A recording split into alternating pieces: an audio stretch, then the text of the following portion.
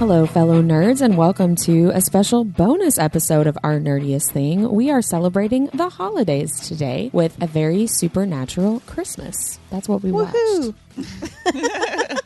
I'm thinking like that sounds like the title of the, like what we're doing.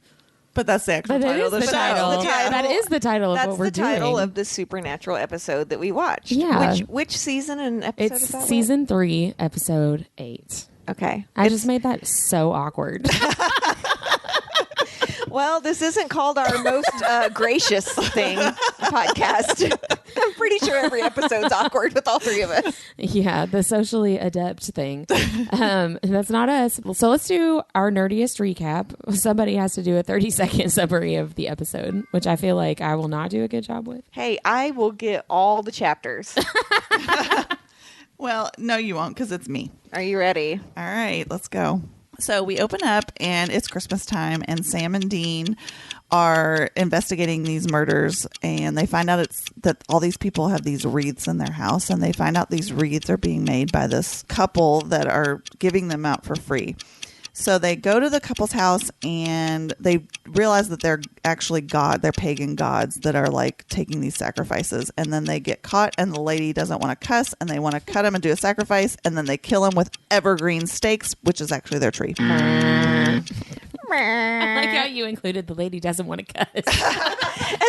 Well, it leads into one of the best quotes of the entire episode. It sounds like an old school movie where you would be going to like a manners class and the lady does not cuss. Well, one of the best parts of the episode for me is when he says like son of a bitch or something as he's cutting her, or he calls her a bitch. Oh, he calls her a bitch as she's, slitting his wrist for the blood sacrifice.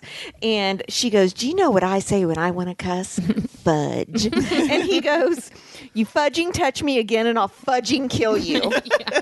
So for our nerdiest vocabulary for this episode, it's really not like a pronunciation or anything, but I wanted to do a little bit of a deep dive into the herb that is used in these wreaths that they call these gods to. And they use this herb called meadowsweet, which is also called meadwort, which sounds super pleasant. Kind of sounds like an STD. It kind of does. He gave me meadwort. He gave me meadwort.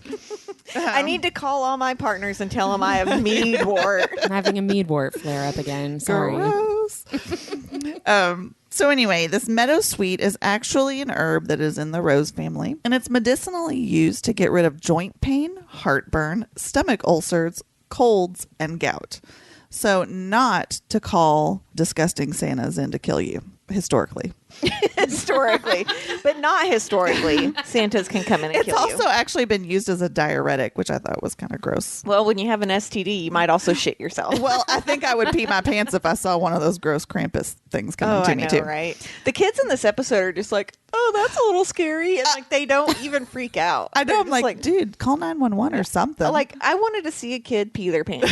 Well, or at least like when the Krampus or whatever walks away to start screaming. Right. You know what I mean? He's like, "Well, thanks for taking the cookie and not my face." Yeah, they're just completely dumbfounded the whole time. Weirdos. There actually, though, is very little scientific evidence that this to back up any of its medicinal purposes. So this is just all at your own risk. Use this as a medicinal. Or a diuretic. An old wives' tale kind of thing. Yes, correct. Basically, if you think of all those different things, it's used as an anti-inflammatory. And it does have like certain like enzymes and things that are anti-inflammatory. But it does grow in damp environments, riverbanks, and marshes, and has the white flowering buds with a sweet aroma, which they talk about in this. Pollen from the flower was also historically used to flavor mead, which is, I guess, where they get meadwort from. Yeah. So what's meadwort? They use it in a lot of vitamins. It's like a word for a plant, I think. All I know is St. John's a word. I don't know. Okay. I think it sounds disgusting, though. Typically, it's served as a tea, like a meadowsweet tea, so they'll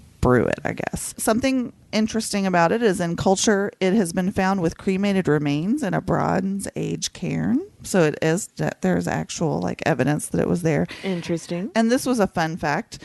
It was said to be a favorite of Elizabeth I of England because they used to put it out on like floor, like they would put herbs out on the floors to like give warmth underfoot to their chambers or whatever, or to overcome like infections and smells. Because, back then that was kind of you'd need rampant. some fragrant flowers to cover up that chamber pot smell. Exactly. So Elizabeth I of England preferred meadowsweet to other herbs. So I thought that was kind of interesting. Like the original poopery.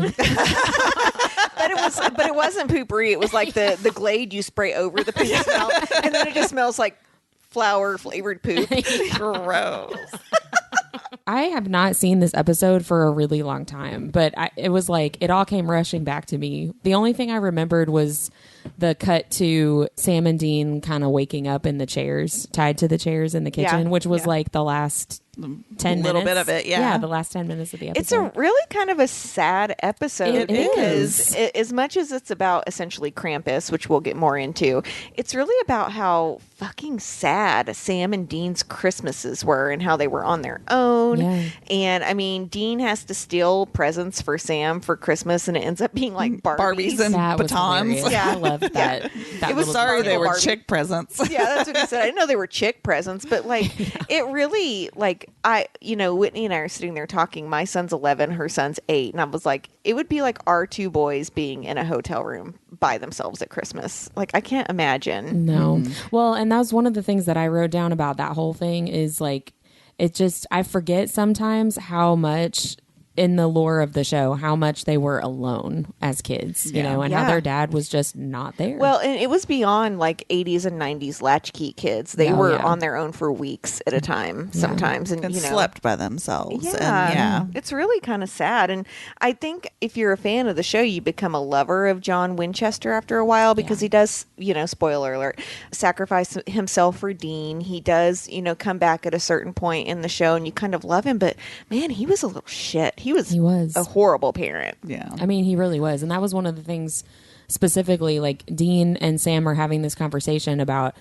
Sam has John's journal, which if you've watched the show, his journal is a really big deal, which sidebar, wouldn't he have had his journal I was wondering with him? the same thing. Why did he just leave that there? Right, yeah. I felt like maybe Sam kind of snuck it out of his bag or something. It was interesting because tonight the three of us have watched this show for years and years, and we all noticed things we'd never noticed before. Yeah, because I was like, I thought the whole thing with the journal was that John took it everywhere. Because how else would he have all the details? Should my nerdiest thing of the week be that I have a paperback copy of John's journal that my husband got me for Christmas one year? And honestly, I've not read the whole thing because it's kind of scary because it talks about all the monsters and everything. And I read before bed, and I'm like, that would creep me out. No, that would creep me out too.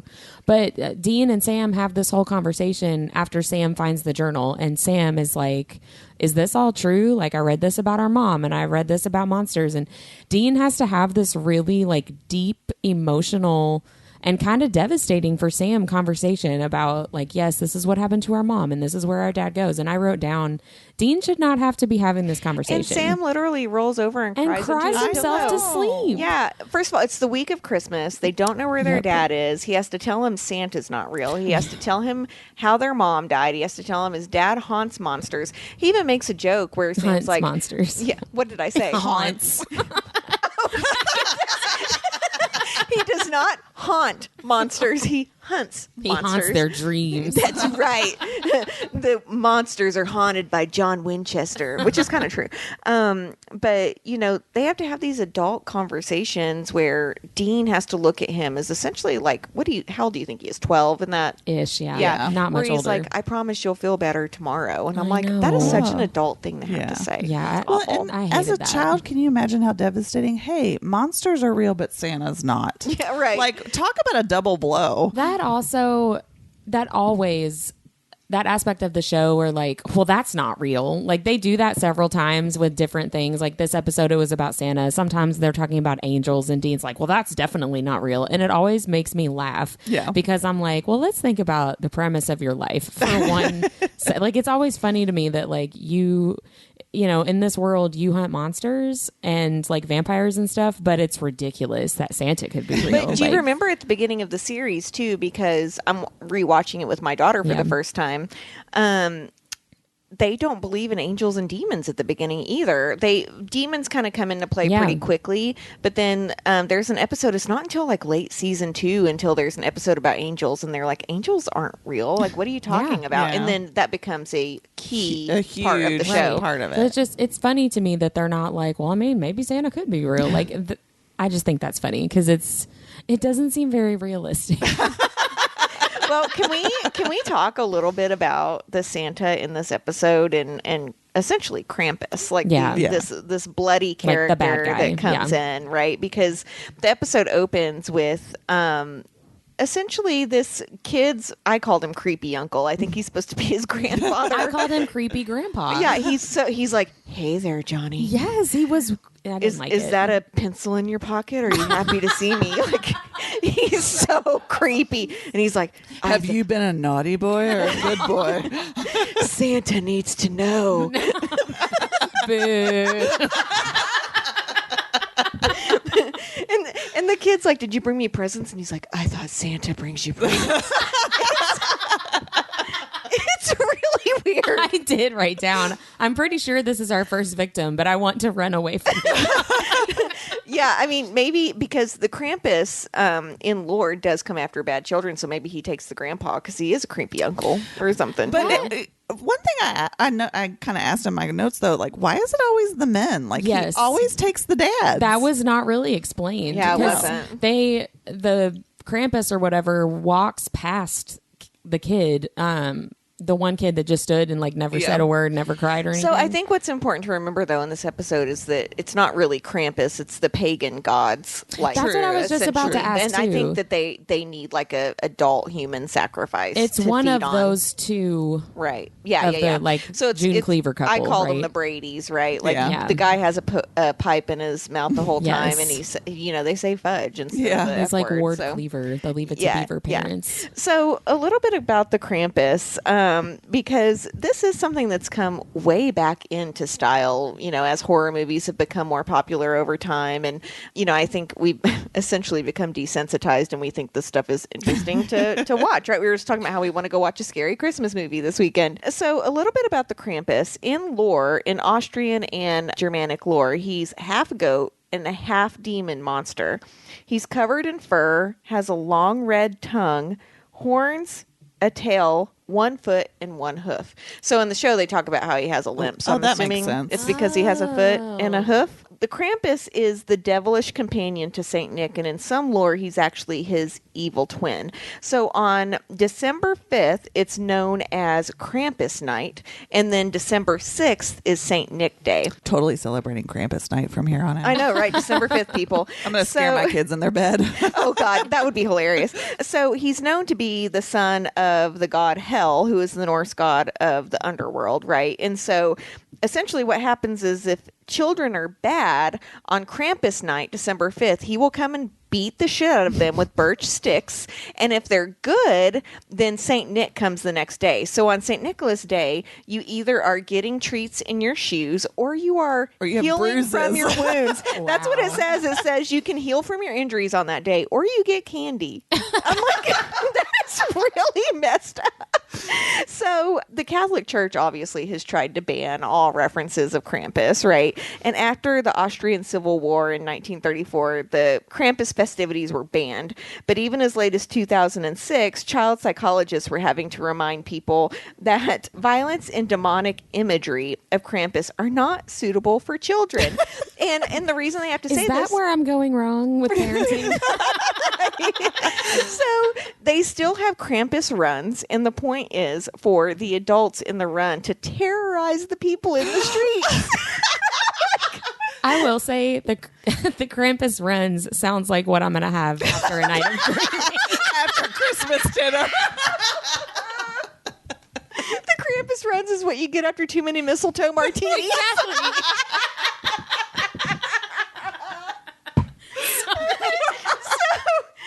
So to keep the Krampus runs away, I'm laughing so hard I'm crying.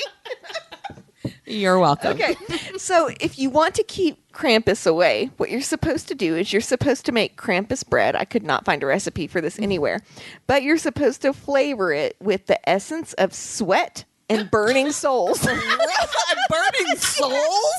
So easy peasy. You go to the grocery store, you get some sweat, you get some burning souls, you put it in your bread, and you eat it. And I've got the sweat readily available. I've been holding menopause and all that. I've been holding on to some burning souls. But the burning souls seem hard to come by. So, if your child misbehaves, let them know about Krampus Night and St. Nick's, and they'll, they might have the Krampus runs, but they won't misbehave. For the record, in this episode, Krampus is terrifying, and he is in lore too. Bloody he's boots really, and all really that. scary. Yeah. I did not remember that from watching this episode before about how the shoes and the clothes and the glove. Well, I guess they weren't wearing gloves. They're but soaked the in fur, blood. Yes, completely covered with and blood. It was pretty gory with the eyeball. And... Well, yeah, so in the episode, if you all haven't seen it, and hopefully you watched it before this podcast. If not, just pause it now and go watch it and come right back. Spoiler alert. Spoiler alert. So they go into this June Cleaver basement of these two Nordic gods that are essentially sacrificing people, right? They're kind of dressing up as Krampus, and the Meadowsweet is what attracts them to the people that buy the Meadowsweet wreaths. And so when Sam and Dean go down to their basement to investigate, there's bloody bones everywhere and hacksaws and eyeballs, and there's a guy alive in a Santa bag. Yeah. Oh my God. I wrote down Jeffrey Dahmer's basement is what I wrote down. That's what it reminded me of. And I'm just realizing after you said there's a guy alive in the bag that never gets circled back. Oh yeah, he's just stuck there. They're like, well, the pagan gods are dead. I guess he'll work his way out of there. Or maybe we're supposed to think that he died while Sam and Dean were trying to kill the gods. You know what I mean? But I just realized we never went back. Yeah. We never went back to the guy in the bag. Bit of a loose end. Yeah. Yeah, I never thought about that. So can we talk about another loose end, speaking of Sam and Dean? Because we already discussed how sad their Christmases are. Are you laughing because I said loose end? Oh my God. I'm still thinking about the Krampus. So if you have loose ends or Krampus runs, just get some Imodium. You'll be fine. It's one pill, and then every 30 minutes after, if you still have the Krampus runs. Do not, however, drink Meadowsweet tea. That's right, because it's a diuretic. That will not help. Yeah. Okay, so what can I say besides loose ends, Whitney? Without you laughing? can. I'll hold it together.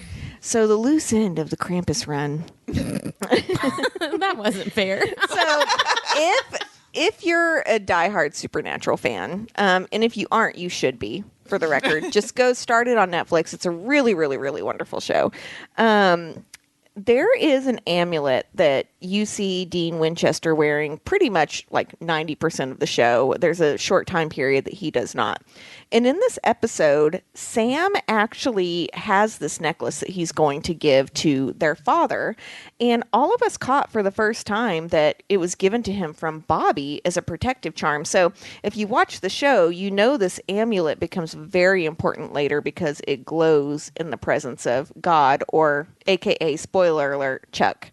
So it's interesting that it wasn't something that Sam went and bought. He actually got it from Bobby, and it's interesting that they've never said anything else about him getting it from him. And the three of us going to 8 cons total together and never catching this, I feel like a bad nerd. Well, and what's interesting is it was supposed to go to John. So, what was Bobby's intent? Well, okay, and so here's my thought, because Whitney went and looked real quick up in Supernaturalpedia that Bobby got it from a woman in Tampa, right? Yeah, an unnamed woman in Tampa. So if you follow the show, you know that the apocalypse starts and Lucifer is freed because Dean torments souls in hell while he's there, right? He buckles under the pressure and torments souls in hell. If you watch, you know that it was supposed to be John that does that, and John never breaks. So I wonder if that person told them to give it for Bobby to give it to John because he was going to be the one to need it eventually, not Dean. I like that. That is interesting. But I feel like people that have never watched the show think it's about two good-looking brothers, and it is. I was going to say that's not wrong. But having said that, there is so much lore and interesting like nerddom in this show and things, watching it with my daughter right now, we're like on episode 1 and I'm like, I need you to pay attention to this part because in season 14 episode 3 there's a reference to this. Like it's awesome. And I think you can really compare it to us loving the Sarah J. Maas universe so much because everything is wrapped connected up within each other. Yeah. It's very deep. Yeah. It is very, very deep. And I mean, 15 seasons? Like, you've got to have someone watching for continuity errors and stuff like that. Yeah. But if you've not watched the show, you really, really should. And you know what? You could start with the Krampus episode. Yeah. It wouldn't be a horrible place to start. You won't know some of their references, but you'll get where it's coming from. It was a really good episode. And it showcases, I think, one of the things that made Supernatural such a good, well, it still is a good show, but such a great show is that as kind of like outlandish the premise of the show is, as far as like it's about the supernatural, right? So it's kind of out there a lot of the times, but they're able to bring it back down to reality with the family dynamics. Yes. And the whole conversation with Sam and Dean at the Santa park or whatever, that Sam said, like, whose childhood are you talking about? Yeah. I literally just had a conversation with one of my siblings about how we both remember the same events like very differently, and my memories of growing up are extremely different than their memories. And we were just talking about, like, we grew up in the same house with the same parents and essentially the same set of rules for everybody, but our experience of it was so different that our perspective and perception of what the reality was like is very, very different. And it was, I don't want to say triggering, but it was a little triggering to hear Sam say that, like, well, whose childhood are you talking about? Because I've had that exact feeling. Well, even when you start watching this episode, it opens with like Christmas lights and it has a different opener and it's supposed to be all holly and jolly. And even the pagan gods that they have to kill at the end are like these really amazing people that play bridge every week. And have snow globes everywhere. Yeah, they're pillars of the community. And I think the whole episode is really symbolism for like how you perceive something, right? Oh, yeah. And it is not a feel-good episode. Like, we ended the episode and I was like, I feel all sad inside. Yeah, thank goodness I've got our nerdiest cocktail to bring me right back up. So I'm really interested in, we talked a few minutes ago about how Dean has to tell Sam that Santa's not real. So who told you Santa wasn't real, and how'd you take the news? My cousin, who is my sister's age, found... How many years older is Catherine than you? Gosh, 2, 3? Catherine's only 2 years older than me. Shout out to Catherine. Like every episode now, we just do a shout out to Catherine. She told me recently, she's like, I'm listening for my shout outs when I listen to the episode. But we were at my cousin's house, and I was probably, I don't know, I want to say like 8-ish. And my cousin had found like the stash hidden in his house. The pot stash? No, the Santa stash. It was like hidden in this weird like false door or like hidden door that went to like an attic crawl space. But anyway, he was like, look at the gifts that I found. And we were all like, whoa. And then this was the week of Christmas. So then Christmas comes and those gifts are all in our like Santa piles. Sure. So all of us, like all 5 of us were like, what? But I'm pretty sure my sister had already figured it out when she was like Did 4. you guys go and talk about it, or did you tell your parents right then, like, what the hell? No, I think my sister told them like before it had happened or after it happened. The big sister, like, just a heads up. Yeah, they know Santa's not real. I think so. But my parents also, like, Santa was never a big deal in our house because we were broke as a joke, first of all. So there's that. None of us come from money, so we get it. My mom in particular, like, just never wanted to do Santa. And she has said to me many times, like, we really wanted to just not do it at all, but you can't not do it, right? It's like, fun. it's just and it's just everywhere, right? Like, you can't pretend like Santa doesn't exist. So, it wasn't devastating. Yeah, to you. no, I don't. I remember being like confused and like, what do you mean? But I don't remember being devastated. Now, of course, like, my mom will listen to this or my sister will listen to this and be like, you were crying for 3 weeks. Yes. Like, you were upset for a year. Like, I don't remember that at all. It's funny. I have more like sad feelings around my daughter finding out than me finding out, right? Because my brother told me, I think I was like 8, and that's what big brothers do, right? And I remember looking at him and being like, you're lying. Why would you tell me that? You're lying. And I was so upset. But someone at school told my daughter. And I remember having a conversation. Not cool. No, it was not. And that can be a whole other episode about her shitty mom. But anyway, if you're listening, yes, I think you're shitty. But anyway, so like Sadie asked me about it, and I'm not going to lie to her, right? And we have a conversation in the car about how like Santa's a feeling and like it's the Christmas spirit and all that. And she like bawled in the car, and I'll never forget that. But my son, like just in the last 6 months, actually lost a tooth and didn't tell us and put it under his pillow. And when the tooth fairy didn't come, he figured it out. Obviously, no. And I have a rule with my kids that if you say Santa's not real, Santa doesn't bring you presents. But much like you, Whitney, my husband was a preacher's kid. They didn't do Santa growing up, so we don't do big gifts from Santa. Yeah, Santa brings you like books or like cute little socks or something like that. It's like a glorified stocking, essentially. That was what we did. Yeah, Santa fills fun. the stockings. Yeah, Santa. It's fun, and like the elves fill our stockings on Christmas Eve. That's our tradition. But like, it's just something fun to do. It's like a cartoon. Yeah, it's not taking Jesus out of Christmas. Cut it out. All right, Men. What about you? Who told you? I honestly don't remember like a moment. I'm pretty sure my older sibling is like 6.5, 7 years older than me.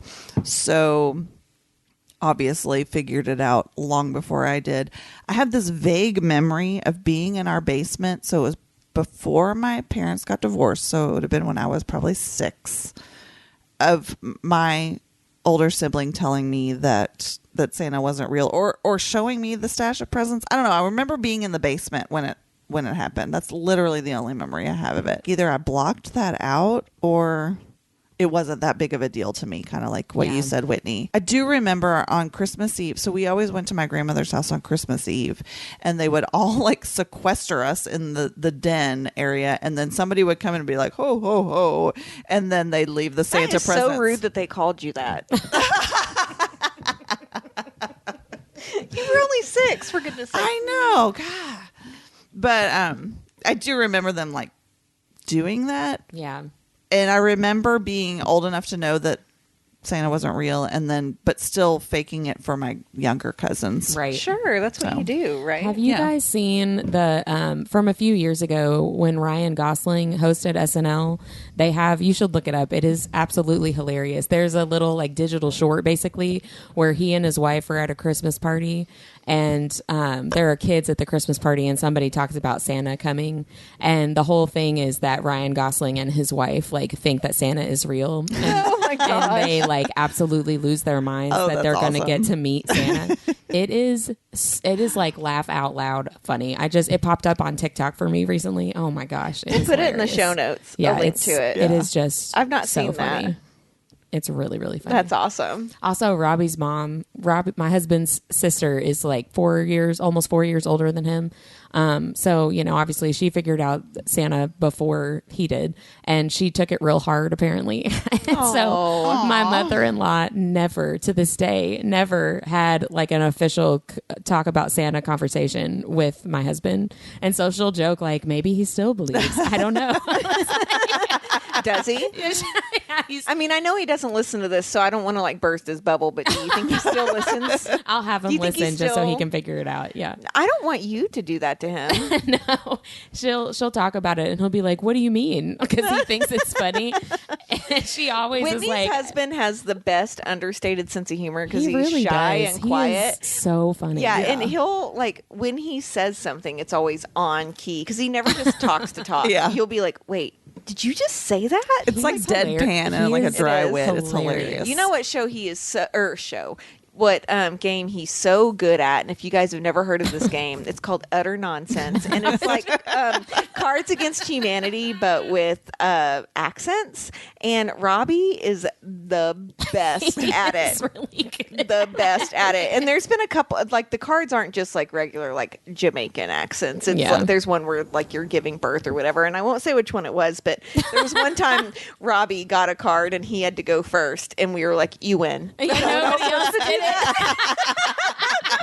We were all like, Robbie. I'm glad I didn't pull that card. Right, exactly. We're talking about Christmas traditions. One of the things they talked about in the episode is the pagan roots basically of Christmas, which I really zeroed in on because I've actually had a conversation with more than one person this past week about how they or someone in their family has chosen, they're, Christians, and they celebrate the idea of Jesus being born, but they will not participate in anything Christmas because they say that it's like not biblical. And I was like, it was so strange to have that many conversations. It was like 3 different people, and I have never heard of that before. I don't know these people, but buzzkills. Well, I've heard I know you probably do know these people.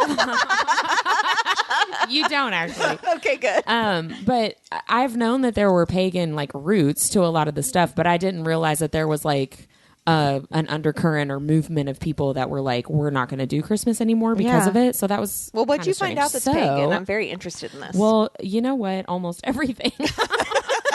Honestly, like almost everything. Well, you know what's not pagan? That song that goes, "Happy birthday, Jesus." I'm so glad it's Christmas. Yeah.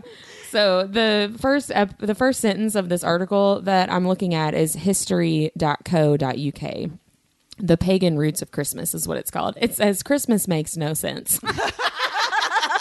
The beginning of the article. Well, I think most people, not to be a really downer. Quick. So these people. Oh, sorry. Go ahead. No, I was just going to say it's a commercialized holiday. It's not really like, right? But I really like it. No, I do too. It's okay. I have to ask really quick. These people that are like, we don't celebrate Christmas, pagan, whatever. Do they do Christmas gifts? No.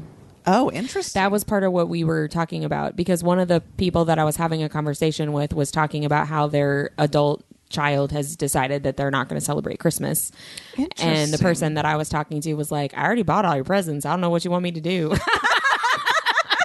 Which I thought was hilarious. That's funny. Just come on. You're not worshiping the devil. Well, that's, I know. Well, and like you have your personal convictions, and if that feels right to you, that's great. But it's wrong. Let your mom, no, I'm kidding. I don't really think. Let your mom buy you a present. You know, right? Whatever. It's just fun. So, the article is talking about the argument over when Jesus's actual birthday would have been, which I don't like. To me, it's very common sense that like December 25th is probably not like a real birthday, but it's super just like, arbitrary. Yeah, it's like it's just a chosen day. Also, like, who cares if that's his actual birthday? It changes nothing. Apparently, a lot of people do. So there's this whole argument between different scholars that have come to different conclusions, right, about when he would be born. Most of them actually agree that he probably would have been conceived around winter in December and then born in the fall the following year. And that's based on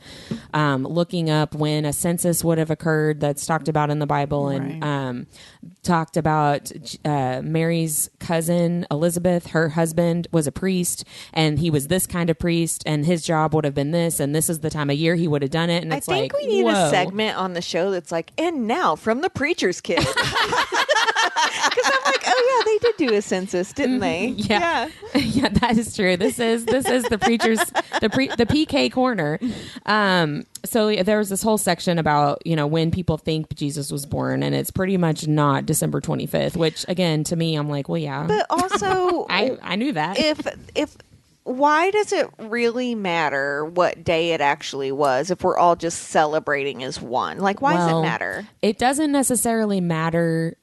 Based on what I read, it doesn't necessarily matter that December 25th is not Jesus's birthday, but what matters is that it seems that December 25th was chosen because it was already a pagan celebration. So one of the Roman emperors, I'll try to find who it is while I'm talking, but one of the Roman emperors became a Christian and made Christianity like the national religion. And so when that happened, they kind of used some of these other Roman religious celebration days and we're like, well, now that's going to be Christian. Well, because it's like and winter like solstice, right? Yes, there's winter solstice. There was a huge party time called Saturnalia. Party time. Yeah. Well, it's in the month of December, they celebrated in Rome a festival called Saturnalia, which was several days in early to mid-December and held in honor of the god Saturn. it has become one of the most notorious shindigs in history, is what it says. They marked the winter festivities with raucous parties, rampant gambling, and turning all social norms upside down, which meant even servants and slaves were allowed to take control, with their masters serving them feasts and following their orders. Oh, God forbid. Right. They were allowed to openly criticize those in power, which made Saturnalia an annual flowering of free speech and cheeky satire. Sounds like Festivus. Right. Yeah, it does. Right. Or it sounds like essentially right before Lent is what it sounds like to me. So, like, I guess from a like leadership point of view, because I always say, my husband's a preacher's kid. I know that you are too, and we've had a lot of discussions about like how pastors get paid and like because like there's this or how they don't, yeah. Right? And I've always said like take the word pastor out and make it motivational speaker, right? And then what do they deserve to get paid for? Right. Essentially motivating people to be good during the week, but as this leader that, decided to make this pagan holiday the actual day of Christmas, I'm sure their thinking was like, well, why not just take all these people that are already celebrating on this day? I'm trying to convert them to Christianity. Let's make that Jesus's birthday. And then we can all celebrate at the same time. Yeah. Right. I've heard that before, that that day was a pagan celebration, whatever, but I've always thought of it like you just said, like that makes sense. But like the Christmas tree is all about bringing in like pine, like branches and stuff as a like an offering to the pagan gods and all of that. But like it is what you make it. Right. I mean, like really, it's and to each their own. Like, don't murder people, don't cheat on your spouse, don't lie to people. Just be a good person. And you know what? If you want to buy someone Christmas gifts, you buy them Christmas gifts. And if they don't buy you anything, then they don't get their presents. It's not a big deal. That's the way the world works. It was Constantine the Great who officially adopted Christianity as the religion of the Roman Empire. And then later, Pope Julius I officially established December 25th as Christ's birthday. So they basically just like took the pagan holiday, which I guess is why people object to that date. But I mean, that's fine. So what are they going to do? Create a new date? They're just going to not do it, I guess. I don't know. They're going to do it on Halloween instead because that's the devil's holiday. The Christmas tree. Samhain. The Christmas tree is probably a descendant of evergreen ornaments that were used by Romans during Saturnalia. And also there's a tradition of tree worship during winter solstice rites in other pagan cultures, where the evergreen represents new life in the midst of darkness and despair. So that would make sense that in winter solstice, like the shortest sunlight days, right? You would celebrate new life. There was something about mistletoe that I thought was... While you're looking that up, can we talk? When you said mistletoe, it made me think of this. Mistletoe. So in this episode, they think that this like little like Christmas village Santa is the Krampus because he has a limp and he smells sweet because he smells like alcohol. And they go to like his trailer and it says like Merry Christmas at the top and these really nice like marquee lights. I don't know if you guys noticed that. And then they notice he still has his Santa hat on and they hear this woman scream and they go in and he's totally watching like Christmas porn with like a huge bong with his Santa hat. And it says like missile my toe. What else? Roast my chestnuts. Jingle my bells. Egg my nog. Egg my nog. So, I wrote down that those lines made me think of the trickster, like when he shows up in the porn movies. Like over the top ridiculous. Casa erotica. Yes, thank you. I wrote down, did Richard Speight write this? Was he somehow involved? Shout out to Richard Speight, who does a supernatural podcast that you should definitely listen to. He does it with Rob Benedict, who plays God in this show. And he also MCs the cons. And he's so really, funny. Really wonderful. He's really funny. So the mistletoe, I thought this was really interesting. So the mistletoe goes back to a Norse myth that involves the trickster god Loki. All right. Interesting. Richard Speight. Exactly. So there was a god called Baldur, Baldur. DR. Yeah, he's Baldur. in. There's a part in season 4 where Baldur's in an episode. Remember, all the gods go to the hotel. Yeah, and Baldur's in that episode. Oh, okay. Mm-hmm. Well, he was driven to paranoia by visions of his own death. So his mom, the goddess Frigg, made every earthly object vow never to harm him. However, the mistletoe was the one earthly object who did not vow to not harm Baldur. So I'm picturing the mistletoe is like the TikToks you always post where like the eyes and the lips are on it. So I'm not going to do that. Can you please make a TikTok for that to release with this episode? Yeah, I can probably figure that out great. somehow. Yeah. So Loki shows up. Baldur. Yes. Baldur. Baldur became known for his invincibility because his mom had everything swear not to hurt him. And so Loki shows up with some mistletoe because he knew that the mistletoe did not make that vow. And it was like his weak, it like just the Achilles sounds like heel he's kind of homophobic to me. He's like, I'm not kissing Well, you how under does that. it then translate to kissing under the mistletoe? I'm not really sure. That I didn't fully get from this, but it says... Maybe because it's like your weakness. And so if you're under the mistletoe, you weaken and you must kiss. I don't know, but Maybe. he made a weapon with the mistletoe and killed. Loki made the weapon with the mistletoe and killed the god. And his mom's tears of woe were caught on the mistletoe's branches, turning into the white pearl-like berries, symbolizing her love for him. And that's all it said about the mistletoe. So I don't know how it became like a kiss under the mistletoe Kissing deal. your partner under the mistletoe harkens back to a mom and a son. I know, right? That sounds very Oedipal. It's a little Freudian. But yeah, I just thought that was really interesting because I have always known that Christmas and Christmas traditions have a lot of pagan roots, like in the back of my head, but I never really like looked into it. Right. Because it doesn't matter. It doesn't change bother me. how you believe in things or why you celebrate Christmas. The reason, yes. Right. If you celebrate Christmas because you're a Christian, that's why you celebrate Christmas. If you celebrate Christian because it's a consumerism holiday, that's why you celebrate Christmas. If you celebrate Christmas because you're a pagan, that's why you celebrate Christmas. Right. Us knowing where it comes from isn't going to change the Right. thing. I mean, Yeah, it's really not. It is interesting though. Yeah, it's I mean, just interesting. if the etymology was like they slaughtered a bunch of people and put their blood on pine cones, it would be different. But like, as far as we know, they didn't. That was Deb's a really thought a lot about specific- this. Yeah, that was a really specific detail. Well, I was trying to think of like Christmas tree, pine and all that. Plus, I just watched a really messed up Supernatural episode. Well, Side note, Deb has EMF in her living room.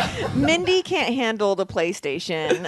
It sounds Netflix. like EMF, and I'm like, what is going on in here? Deb has ghosts in her living room. Well, you guys know I have a ghost in this house. I choose to not think about that.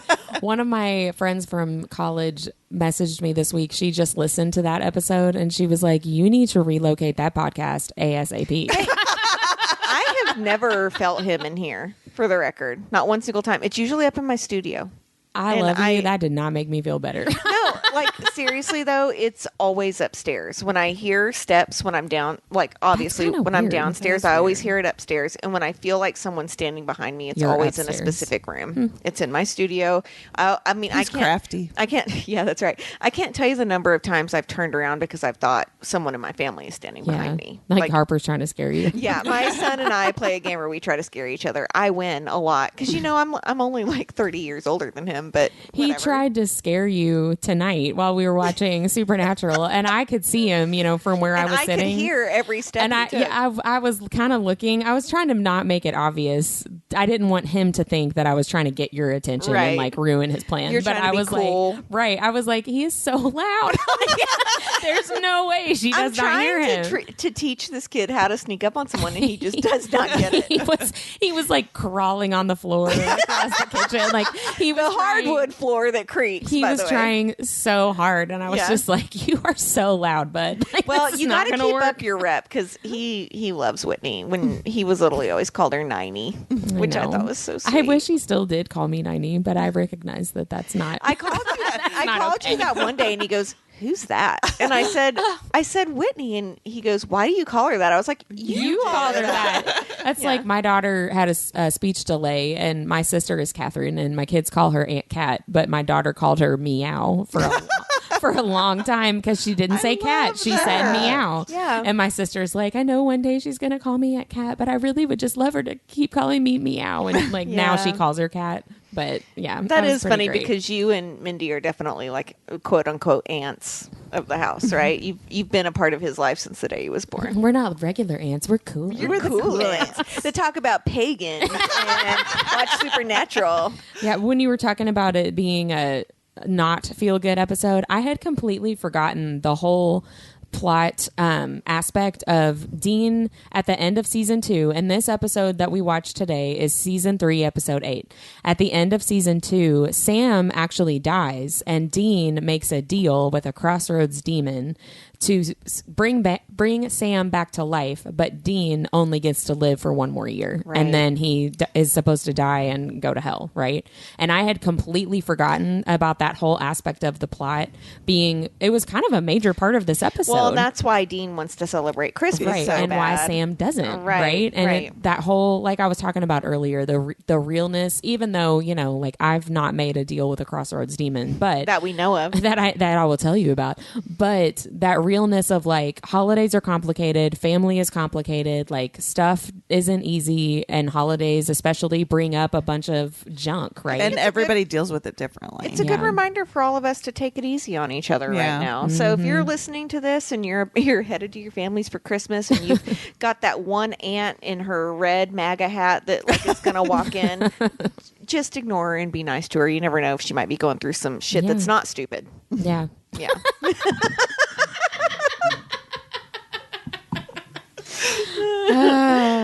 Ooh, the fingernail, by the way. Can we talk about how barfy that was? Like, it was really graphic, this episode. Yeah, it was. I did not remember gross. How, like, we talked a little bit about, like, the bloody bones and the eyeball and the Jeffrey Dahmer basement. Yes. Yeah. But then, like, their sacrifice that they're doing when they're tying them up and they're like slitting their wrists and getting blood out, and then they take Sam's fingernail off and they tried to take Dean's and tooth. It's gross. Like I think what'd you say, Whitney? You said I could have done without that graphic. Yeah, I wrote down I could have lived forever without seeing that special effect of losing his fingernail. Like that was just, I would have loved a cutaway to his face of just him being like, I didn't need to see it. I definitely I was looked taking away. notes, so I didn't see anything. I looked away. I did not. You missed out. It was a little barfy. Yeah, that was gross. Really quick, I do love that the detail that they put into this, because you can see the Samulet that he gives him. You can see it on him, and knowing what we know now and going back and watching this, I probably never would have noticed it the first time I watched, but you can see it on Dean while he's fighting the gods in there. And then I thought it was a really cute, not cute, like a cool detail that in the end it starts snowing, because they said that the exchange for sacrificing these people to these pagan gods is that they get nice weather, and it's Michigan, and it's not, it's supposed to be snowing, and it's not. It's like very mild weather. And then at the very end, the last sort of cutaway scene is it's snowing, and it's like they defeated them, and then they got the Michigan weather back. Yeah, that's the first time I've caught it too. I noticed that too, because especially with later seasons of Supernatural, sometimes you think that they've killed a monster, and then you find out later, like, no, you actually didn't. If you've not watched Supernatural, and hopefully we have encouraged you to do so, nothing ever actually dies on that show. Just FYI, like if you're sad that someone died, rarely do they not come back. You're probably going to see them again. Right. Can I, before we get into our nerdiest thing, I really want to know, in the spirit of Christmas, what your all's favorite Christmas story is. Favorite? Yeah. Okay, I'm going to tell this story. It's just really funny. Like, it was not funny at all when it happened. I'm sure I've told you guys this story, but I don't think I've told it on the podcast. But you've not told our thousands of listeners. I don't think I've talked about it on the podcast. So it was the last Christmas before I got married, and my mom was feeling some type of way about the fact that it was my last Christmas before I got married, because I got married before my sister did. It was almost like Dean was about to go to hell. I mean, you would have thought. Yeah. Yes. And we were with my mom's sister, my aunt, and my cousins, and it's a lot of people. And we went to this mountaintop resort, but it was not a resort. And we still talk about like this location because it was like a windy, curvy mountain road, and I get super car sick, and it was absolutely horrible. Like getting What there. state? It was in North Carolina, I think. Okay, yeah, that makes sense. I can't remember exactly where, but I'm pretty sure North Carolina. But there was nothing to do. The TV didn't work. Oh dear God! Yeah, no, I mean, when I tell you there was nothing, like literally there was nothing, and it was just I don't a long like week. people enough to have nothing. Right, I me mean, either. it was a long week. So finally Christmas morning is here, and I've been complaining, like my sister's been complaining, and my mom's like, I'm just trying to have a nice Christmas. And so I don't know, I said something while we were opening presents, and my mom got so upset and started crying, and my dad had left the room, and he walked back in and saw my mom was crying, and he said basically like, what happened? And my mom very dramatically looked up at me and pointed like a Nesta point. Her whole arm like shot forward, and she said, she did it. And pointed at me. And we still talk about this. Like my sister and I. You ruined still- Christmas, I mean, Whitney. I did. Like I ruined her Christmas. And she like it was Nesta and in the cauldron. Like it's her fault. I will tell my you, God. I've known that story for like 10 years. And every time someone's dramatic in my house, I look at my husband and go, she did it. I told my mom that sometime recently. I'm like, Deb and Mindy like say she did it. And my mom's like, oh my gosh. Love you, Linnell. She was Love so you, love you. embarrassed. But that's my favorite Christmas story. So my favorite Christmas story is also where I ruined Christmas. Okay, so I have to paint a picture for you guys. So I'm probably like 4 or 5, right? Like very young and clueless, right? And this will tell you a lot about my personality. So if you can envision like it being like 4 a.m. in the morning, it's still dark out. You see like the multicolored lights on the tree downstairs. And like I can remember looking down the stairs and seeing like the hardwood panel on the walls, right? And the tree right there. I remember thinking to myself, Christmas is really just for kids, and no one wants to have to unwrap all these gifts. But I love unwrapping gifts. So I think what I'll do is I'll unwrap all the gifts, which I did. Look at this nice thing I did I for you. unwrapped all the presents. I organized them into piles for the family of who got what presents, and did everyone a favor by unwrapping all of the Christmas gifts under the tree. Gosh. And I got in so much I was gonna trouble. say, how did you that guys? go? I fucking ruined Christmas. Aw. Now that I'm a mom, though, I'm like, no one heard me doing that shit. I know, You know, a 4-year-old is not quiet. But like, I remember thinking I was actually doing a really, really helpful thing. Yeah, Like that little kid logic. probably the worst Christmas for my mom ever. And And if you all of know her Deb, years. her love language is gift giving. So I literally remember being like, no one wants to have to do all this. It's always stressful. I'm just going to do I'll it. just And do then it. I love everyone doing can it. just come. I love opening presents. Like everyone will just come down and their presents will be open and ready for them in piles. And they can And just start playing. so if you don't know me in real life, there's my personality in a nutshell. Helpful too much. you have sometimes. matured and gotten some wisdom since you were 4, though. Have I? Some. I would still probably do that if I thought someone didn't like opening presents. I'd be like, I'll just do I'll it. do it for you. Fuck it. I'm not going to have you ruin my Christmas morning. I'm opening your presents. What about you, Mint? well, similarly, mine has to do with opening presents. So, but I was a teenager. I was probably 12 or 13. I had to have been in middle school. And my mom was dating a man. And at one point we ended up living with him and for several years. But at this point we were still living in our apartment, and it might have been like the first Christmas where she was dating him. And she had all the gifts under the tree. And my best friend at the time, Melissa. Shout out to Melissa. Hey. Yeah, I know. She Melissa. needs to listen to this. I don't know if she listens or not, but shout out She to better. Melissa. She and I were like two peas in a pod. And so she came over and was like, we should like open your gifts and see what they are and then like wrap them back up.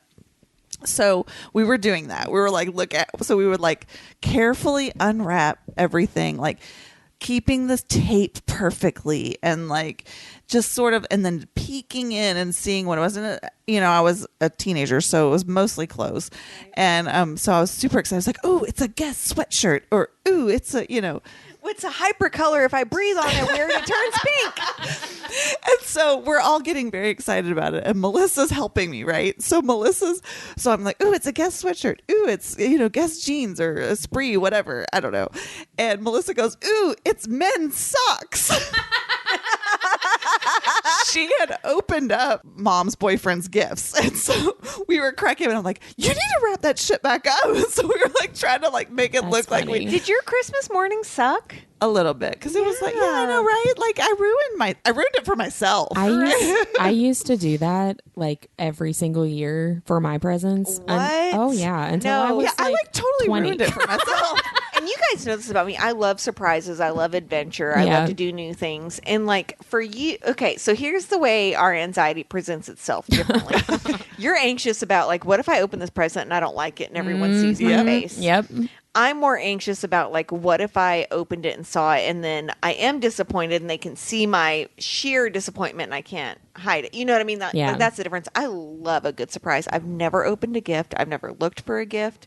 I want to be like, I'm the kind of person where if you called and said, I booked us tickets to this like biggest ball of twine in the universe, like we're going to go on a road trip, I would be like, okay, that sounds great. Whereas I think you would be like, how big is the ball of twine? What is it made of? I'm allergic to blackberries. Is there blackberries in the twine?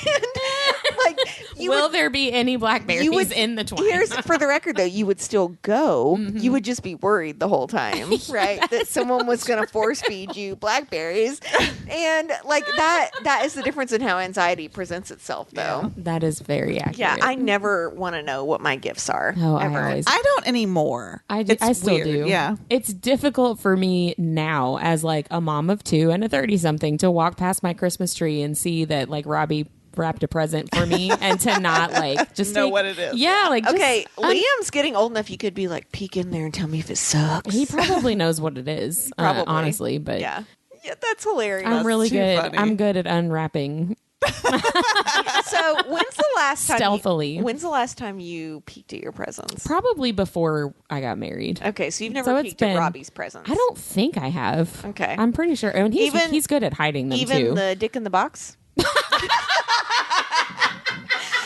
Okay, for those of you that have never, I'm going to put this in the show notes too. If you've never seen Dick in the Box by Justin Timberlake and Andy Samberg, classic. It's the best SNL sketch you'll ever see in your entire life. And tie into Supernatural. One time we went to a con and somebody brought like, it was like a prop of Dick in the Box. And and Jensen was like, oh yeah, no, we're doing this. And he like takes his belt off and like totally like does this. And it's this whole like photo op. I just want to put in another quick drop for like Supernatural cons. If you guys have never been to one and you've thought about it, they're fun. They're expensive. They are.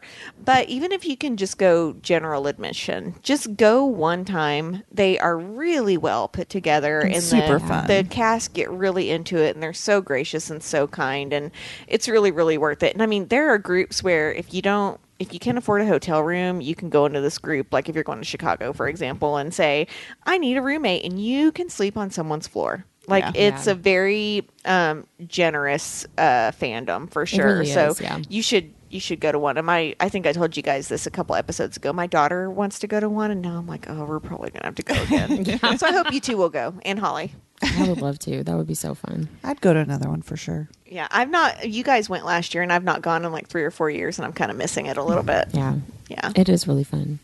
Do you guys want to do our nerdiest thing? Please. The nerdiest thing of the week or Christmas related? Yeah. I'll go first. I went to the bookstore. I know that's shocking to everybody, but I found some signed copies of A Light in the Flame, which I was really excited to get for myself. And then King of Battle and Blood. Thank you. That was a signed copy. And I texted Deb, was like, do you want this? She was like, yes. Thank you so much. But that was a really cool find. And Robbie was like, I don't understand. Why do you need this? You don't need to understand. I just do. Because it's awesome. That's why. He was like, why don't you just ask for it for Christmas? I was like, people are going to buy them and then they won't be here. Exactly. Well, and they'll put them online and they'll mark them up. Yeah. Right. So, which don't be a shithead. Don't do that. If you aren't buying it to keep it, don't buy it because there's someone that wants it. Yeah, for real. Don't be a douche canoe. Yeah. So thank you. I was excited about it. So, I'm going to go next, Mindy. I hope you don't mind.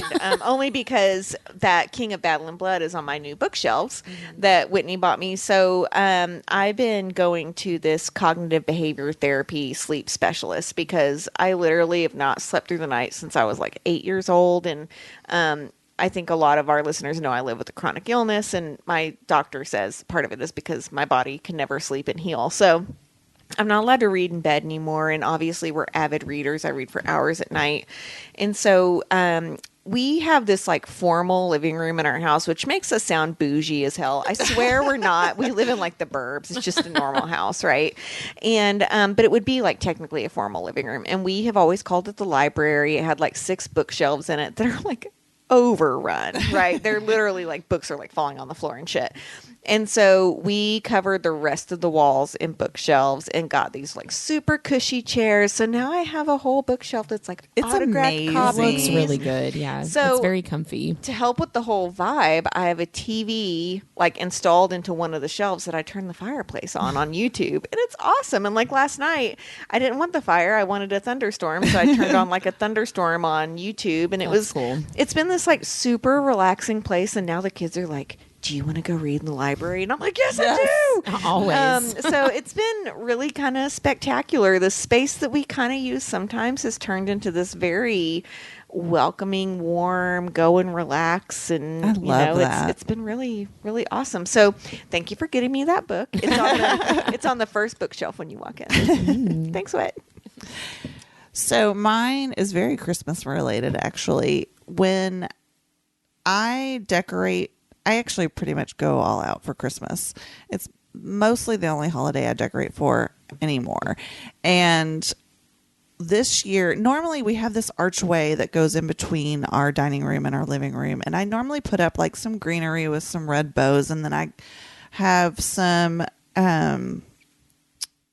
are those called? Clothespins that I'll like clothespin any Christmas cards we get. Well, Christmas cards are kind of a thing of the past. Like I don't get nearly as many. We've gotten a couple this year, but I've noticed I'm like, it's like we haven't gotten. Yeah, we get much less. Like than maybe we used less to. than 10, and we used to get like 50. Yeah, I used to fill up the whole greenery that goes all around it. And so this year we bought some artwork from a flea market that it's actually really cool. We made our own little wood plank and it says Let's Go Blues, which is of course our favorite hockey team. And so it's blue and yellow and it's we hung it right above this archway. And I'm like, I think it's going to look weird if we put this greenery there. So Darren, my husband, was like, well, buy some blue and gold tinsel. And so I was like, okay. That's cute. I went with this idea. So we bought some blue and gold tinsel and I hung it up and I was like, well, it looks kind of plain. So I thought it was an amazing idea that I printed out little photos of all the guys on the team. You did not. No, and I told no, it gets better. So then I cut out on my Cricut little Santa hats and put little Santa hats on all of them, and I clothespin all these pictures. It's like all their like roster pictures, and I hung those on there for the St. Louis Blues. Yes, it looks amazing. I'm just gonna say it's the nerdiest thing I've ever done for Christmas, and my kids both separately on 2 different occasions, they did not hear each other, both said it was cringy.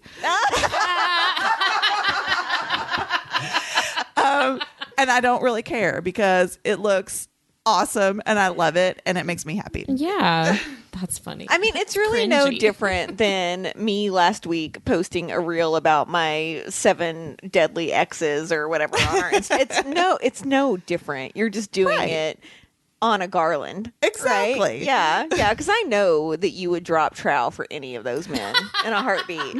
Not all of them, but some of them, yes. And actually, my daughter has kind of a crush on one of them, and she was very adamant that he was in a top spot. So she might have said it was cringy, but she actually had some skin in that game. So I know that the hottest guys are at the top and the guys without teeth are at the bottom. Faux show. Faux show. That's it for our bonus episode. Thank you so much for listening. Next week, we will be back to our regular A Court of Thorns and Roses episodes with episode 11, where we will talk about chapters 25, 26, and 27. Merry Christmas, happy holidays, all that good stuff. Whatever Happy you holidays. celebrate. Bye, everyone. Bye. For exclusive content and to keep up with all things nerdy, follow us on Instagram at Our Nerdiest Thing. We post book reviews, what to read next, and our cocktail recipes. Have something nerdy that you'd like to share? Email us at ournerdiestthing@gmail.com. This podcast is edited and produced by The Story Guides. Thanks for listening.